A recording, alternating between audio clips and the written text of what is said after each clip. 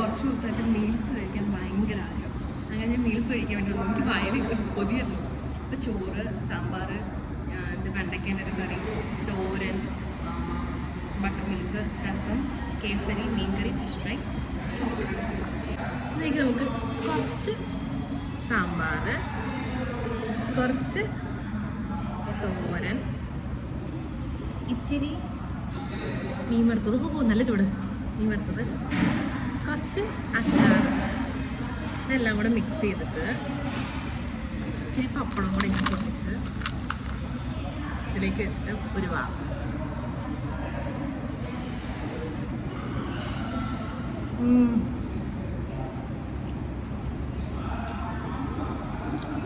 അടിപൊളി മീൽസ്, ഭയങ്കര ഇഷ്ടപ്പെട്ടു.